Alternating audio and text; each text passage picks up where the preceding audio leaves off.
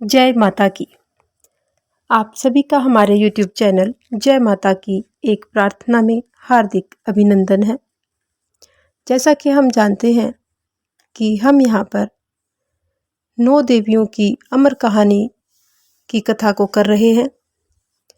उस कथा के अंतर्गत पिछले अध्याय में हमने माँ ज्वाला देवी के दर्शन किए और वहाँ पर जो वहाँ के दर्शनीय स्थल हैं उनके बारे में थोड़ी सी जानकारी ली।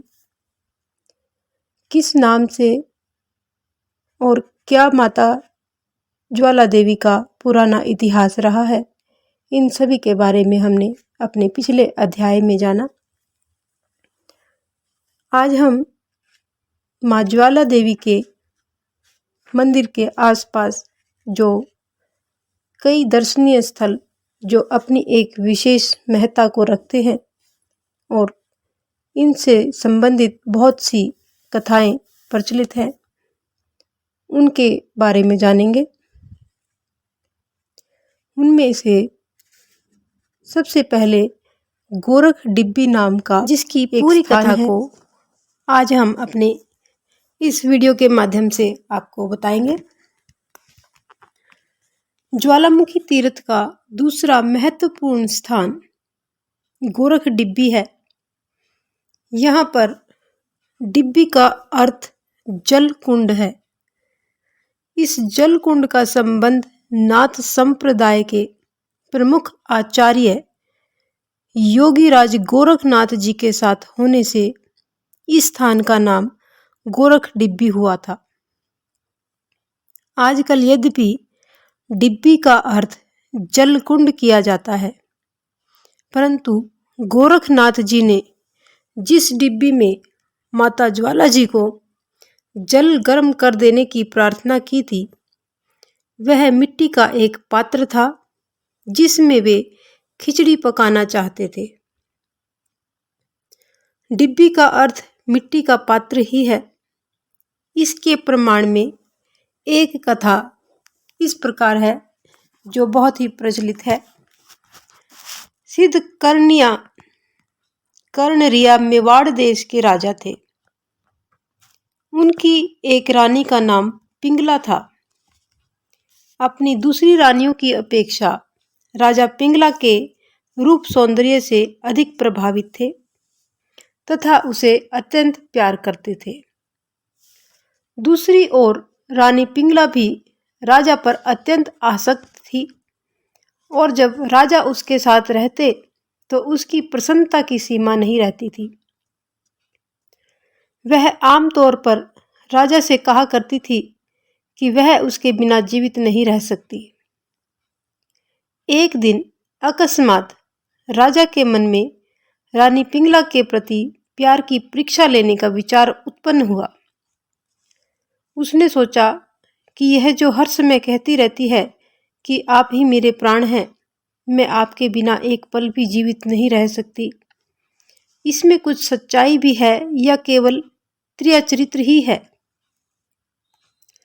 ऐसा विचार करते ही उसने मन ही मन में एक योजना बना ली और फिर एक दिन शिकार के बहाने अकेले ही जंगल में चला गया। 1-2 दिन के बाद उसने राज्य में यह समाचार प्रसारित करवा दिया कि राजा कर्णरिया शिकार खेलते समय एक चीते के आक्रमण से घायल होकर स्वर्गवासी हो गए। इस समाचार से सारे नगर में हाहाकार मच गया। राजा कर्णरिया अपनी प्रजा के अत्यंत प्रिय राजा थे और वो अपनी प्रजा से बहुत प्यार करते थे। अतः सर्वत्र शोक का वातावरण छा गया। राजा की मृत्यु का समाचार सुनते ही रानी पिंगला ने अपनी जान दे दी। उसने अपने प्राण देकर यह प्रमाणित कर दिया कि राजा के प्रति उसका प्यार सच्चा और पवित्र था। जब राजा को रानी के देहांत का समाचार मिला तो उसे अपने आचरण पर अत्यंत दुख और पश्चाताप हुआ। जब रानी का शव शमशान भूमि में लाया गया तो राजा वहां पहुंचा और रानी के शव के पास खड़ा होकर हा पिंगला कहकर विलाप करने लगा। राजा की इस करुण दशा को देखकर अन्य उपस्थित परिजन भी जोर जोर से रोने लगे। बड़ा ही कोहराम मच गया। संयोग की बात यह थी कि उसी समय योगीराज गोरखनाथ उधर से गुजरे। राजा की अस्त व्यस्त दशा को देखकर वे वहां पर कुछ देर तक खड़े रहे और फिर सारी बात समझकर उन्होंने राजा को समझाने का विचार किया और राजा को समझाने लगे कि तुम मरी हुई अपनी रानी पिंगला के लिए विलाप करना बंद करो। तुम्हारे रोने से यह जिंदा नहीं हो सकती। गोरखनाथ जी के इन शब्दों का राजा पर कोई प्रभाव नहीं पड़ा और वह पिंगला पिंगला पुकारते हुए रोते रहे, विलाप करते रहे।